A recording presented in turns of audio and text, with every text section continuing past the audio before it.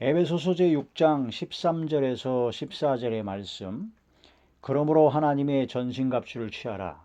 이는 악한 날에 너희가 능히 대적하고 모든 일을 행한 후에 서기 위함이라. 그런즉 서서 진리로 너희 허리띠를 띠고 의의 흉배를 붙이고. 영생을 취하라 하는 그런 주제의 말씀을 가지고 오늘은 이제 6번째 시간이죠. 오늘은 이제 하나님의 전신갑주를 취하라 하는 말씀이 됩니다. 하나님의 전신갑주, 이게 전쟁을 할 때 전투복을 입는 건데 그 하나님의 전신갑주라고 합니다. 그래서 머리에는 투구, 구원의 투구를 쓰고, 또한 가슴에는 의의 흉배, 가슴을 보호하는 의의 흉배를 붙이고, 또한 허리에는 허리띠를 띠는데 진리의 허리띠를 띠고, 그 다음에 왼손에는 방패를 가지는데 믿음의 방패를 가지고, 또한 오른손에는 무기를 가졌는데 검, 좌우의 날선 이한 성령의 검, 성령의 검, 하나님의 말씀을 가지라는 거죠. 그 다음에 전투화를 신어야 되는데 그건 복음에 예비한 신을 신이라는 말씀이 되죠. 복음의 신. 그렇게 해서 완벽하게 무장을 해야 된다 하는 그런 말씀이 됩니다. 그래야 믿음의 선한 싸움을 싸워서 승리하는 자리에 들어가서 결국은 영생을 취할 수 있게 된다. 그래서 그런 하나님의 전신갑주를 입지 않으면 전쟁에서 상처를 받게 되고 치명상을 입게 되고 결국은 죽을 수도 있습니다. 그 질 수가 있죠. 하나님의 전신갑주를 취하는 것이 바로 영생을 취하는 믿음의 선한 싸움에 있어서 아주 필수적인 것이다. 전쟁을 나가는데 군인이 총이 없어가지고 되겠어요? 근데 또 총은 있는데 총알이 없네? 그러면 이거 아주 심각하죠. 그 전투에 나가는 전쟁의 군인이 그 전투복, 완전히 방탄모라든가 뭐 아주 머리를 보호하죠.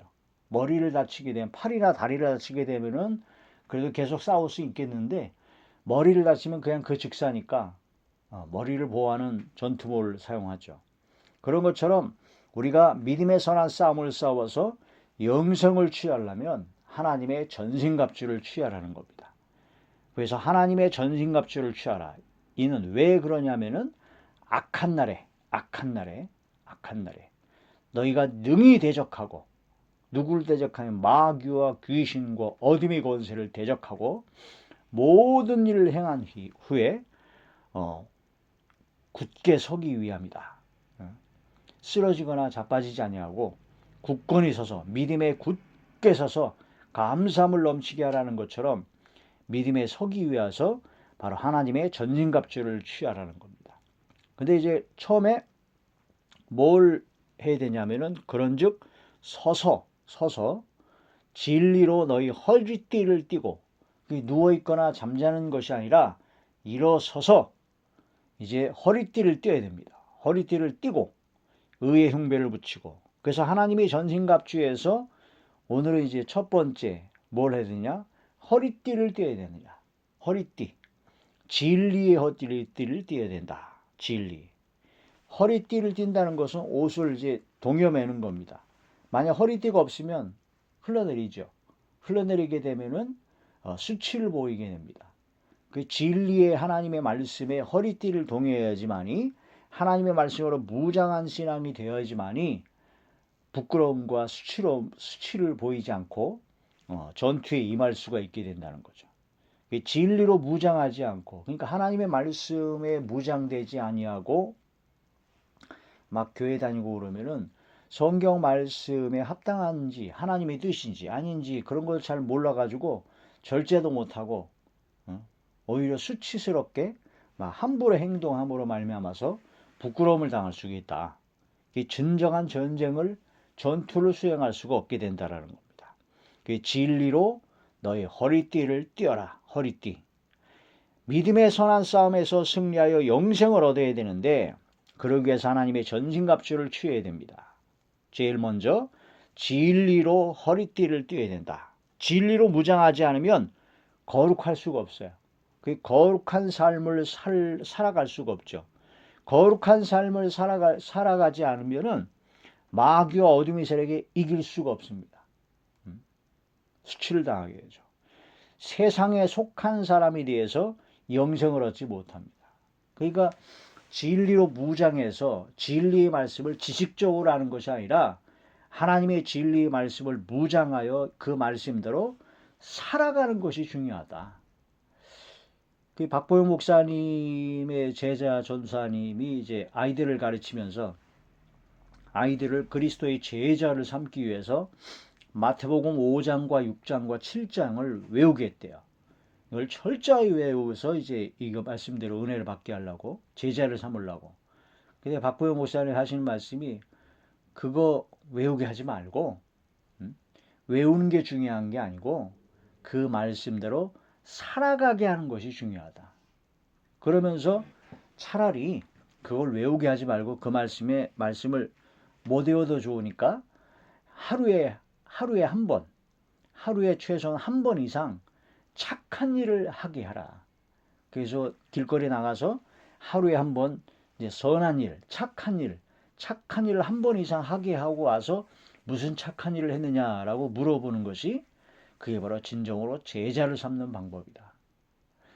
그 성경 말씀, 진리의 말씀을 무장한다는 것은요, 이 동여맨다는 것은 머리로, 지식으로 성경을 달달달 외우고 성경 지식이 많은 것을 의미하는 것이 아닙니다. 이 말씀대로 살아내는 겁니다. 그 성경적으로는 순종하는 거죠. 순종, 마음에서 우러나오는 기쁨으로 순종이 안 되면 내가 나를 쳐서 하나님의 말씀대로 복종을 해야 되는 겁니다. 그 순종과 복종이 안 되면 진리 허리띠가 없는 것이고 허리띠를 띠긴 띄었어도 느슨하게 매는 바람에 옷이 벗겨진다는 겁니다. 수치와 부끄러움을 당하게 된다. 거룩하게 되는 것은 바로 진리로 된다.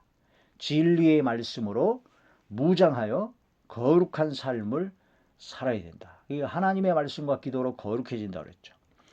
자, 요한복음 제 17장 17절의 말씀을 보시게 되면요. 요한복음 17장 17절에 저희를 진리로 거룩하게 하옵소서. 아버지의 말씀은 진리니이다. 하나님의 말씀은 진리이기 때문에 진리로 거룩하게 된다. 거룩하게 되는 것이 하나님의 진리의 말씀을 통해서 내 죄를 깨달아 나의 더러움과 수치스러움과 잘못된 점을 깨달아 그걸 하나님 앞에 낱낱이 자백하고 회개할 때 우리 모든 삶이 깨끗해집니다. 요한일서 1장 9절에 보면 우리가 우리의 모든 죄를 자백하면 주님은 미쁘시고 의로우사 우리의 모든 죄를 사하여 주시고 우리의 모든 불의에서 우리를 깨끗하게 하신다는 말씀이 있습니다. 스스로 하나님의 말씀을 통해서 내가 죄를 발견해서 회개하는 것이 그것이 바로 진리로 거룩하게 되는 것이고 바로 하나님의 전신갑주 중에 진리의 허리띠를 띠는 것이다. 그게 바로 세상에 속하지 아니하고 하나님께 속한 사람이다 라는 그런 말씀이 되죠. 요한복음 제 17장 14절의 말씀을 보면 내가 아버지의 말씀을 저희에게 주었사오매 세상이 저희를 미워하여 싸우니 이는 내가 세상에 속하지 아니함 같이 저희도 세상에 속하지 아니함을 인함이니이다. 아버지의 말씀, 하나님의 말씀을 받은 사람은 바로 세상에 속하지 아니하고 하나님께 속한 자다. 주님께 속한 자다 하는 그런 말씀이 되죠. 진리로 허리띠를 띠라는 것은 마음의 허리를 동여매라는 것입니다. 마음의 허리를 근신하고 절제하는 마음을 바로 진리의 허리띠를 띈다는 것이죠. 마음의 허리를 동이고 근신하여 주님의 재림을 기다리는 마라나타의 삶이 되어야 된다는 겁니다. 베드로전서 제 1장 13절의 말씀을 보면 그러므로 너희 마음의 허리를 동이고 근신하여 예수 그리스도의 나타나실 때에 너희에게 가져올 은혜를 온전히 바랄지어다. 마음의 허리를 동이고 하나님의 말씀을 딱 받게 되면 이 말씀이 깨달아지면 내가 이제 이렇게 살아면 안 되겠구나. 내가 믿음을 가진 하나님의 자녀로서 내가 이렇게 살면 안 되겠구나 라는 것을 깨닫게 되고 하나님 앞에 회개하게 되고 결단을 하게 돼요. 그게 바로 마음의 허리를 동이고 근신하는 거예요. 근신. 근신하는. 하나님께서 우리에게 주시는 마음은 바로 근신하는 마음을 주십니다. 근신하는 마음이 생기면 하나님이 주신 겁니다. 자, 우리들이 모든 지나간 모든 죄악들을 예수 그리스도의 보혈의 피로 씻음을 받아 거저 주신 은혜로 말미암아 하나님의 자녀가 되었습니다.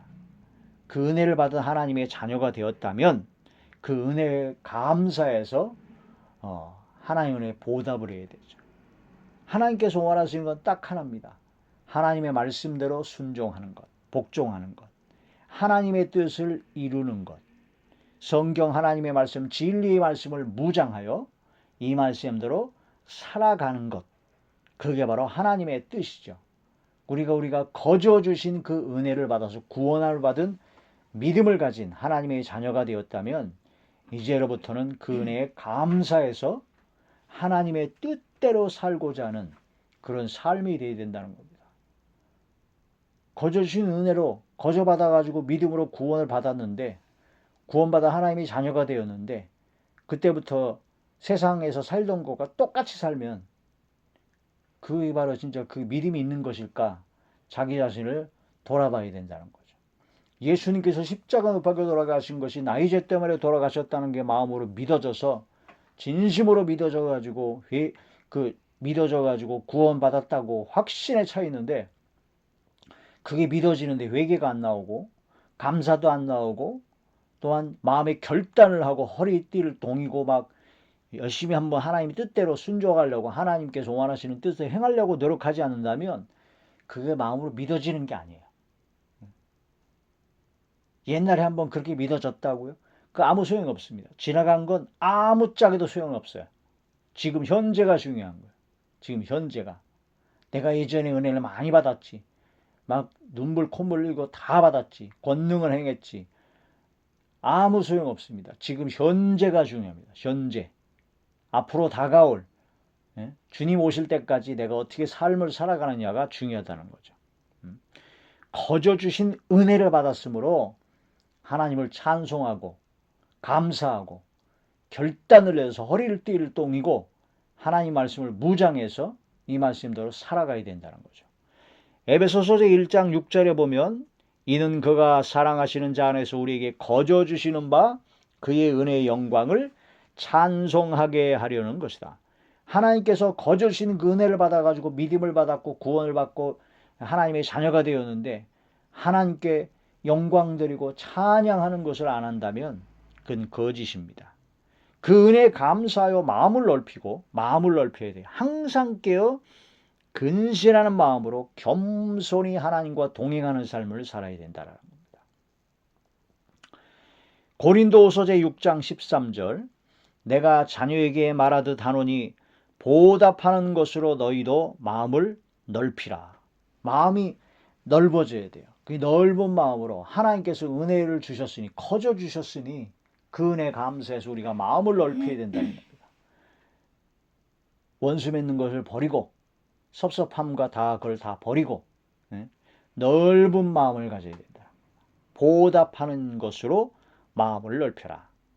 베드로전서 5장 8절을 보니까 근신하라 깨어라 너희 대적 마귀가 우는 사자같이 두루다니며 삼킬 자를 찾는 마귀가 우는 사자 두루다니며 삼킬 자를 찾기 때문에 선줄 생각하면 넘어질까 조심해서 자기의 믿음이 확실인지를 항상 근신하는 삶이 되어야 됩니다. 깨어있는 삶이 되어 있는 거죠. 잠잘 때는 다 지나갔고 깰 때가 되었도다. 베드로전서 4장 7절 만물의 마지막이 가까웠으니 그러므로 너희는 정신을 차리고 근신하여 기도하라. 기도하라는 거예요. 기도하지 아니하면 이길 수가 없어요. 성경 아무리 달달달 외워도 아무 소용없어요. 기도 외에는 이론주가 나갈 수 없느냐는 것처럼 기도에 하루에 시간을 정해서 가장 귀한 시간을 정해서 하나님께 작정해서 집중으로 기도하고 우리 삶 속에서 항상 무시로 기도하고 생각으로 항상 기도하고 마음으로 기도하고 또한 성령으로 충만받아서 성령의 기도를 하고 간과하는 심령이 되어야 된다는 겁니다. 이 삶이 기도가 되어야 된다는 거죠. 그런데 그런 모든 기도가 집중해서 시간을 내서 기도하는 것도 중요하다.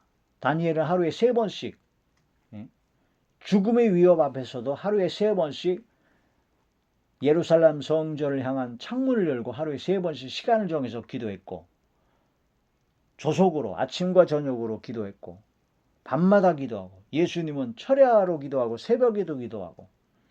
그러니까 우리가 내가 할 수 있는 시간을 정해놓고 하나님 앞에 집중으로 기도하는 것이 중요하고, 그게 먼저 돼야 되고, 그 다음에 내 삶 속에서 항상 또 기도하고, 생각으로 기도하고, 삶으로 항상 기도가 돼야 된다는 거죠. 그게 바로 근신하는, 정신을 차리고 근신하여 기도하라는 거예요. 기도하지 않은 사람은 정신 못 차린 거죠. 근신하는 삶이 아닙니다. 만물이 마지막에 가까웠으니 그러므로 너희는 정신을 차리고 근신하여 기도하라. 디모데후서 1장 7절의 말씀 보면 하나님이 우리에게 주신 것은 두려워하는 마음이 아니요 두려워할 것은 오직 주님만, 하나님만 두려워해야 됩니다. 몸은 죽여도 영혼은 죽이지 못하는 자들을 두려워하지 말고 몸과 영혼을 능히 지옥불에 멸하시는 하나님만을 두려워해야 되죠.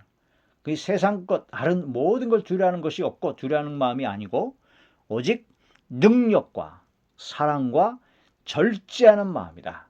개역 한글에 보면 절제하니 근신하는 마음이라고 합니다. 근신. 정신을 차리고 근신해서 기도하면서 하나님의 말씀을 무장해서 진리로 허리띠를 동이고 하나님 말씀대로 말과 생각과 마음과 행동과 모든 걸 절제하여, 절제는 또한 성령 9가지 열매 중에 하나예요. 성령 9가지 열매 중에 절제의 열매가 있죠. 그게 바로 근신하는 마음이다. 그게 하나님께서 주시는 마음이다. 구원의 확신과 기쁨을 갖는 것은 굉장히 좋죠.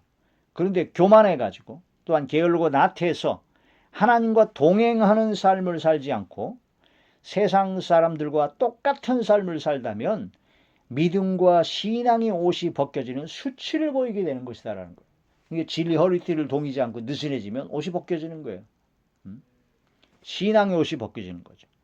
요한계시록 3장 17절에서 18절 네가 말하기를 나는 부자라 부요하여 부족한 것이 없다 하나 네 곤고한 것과 가련한 것과 가난한 것과 눈먼 것과 벌거벗은 것을 알지 못하도다.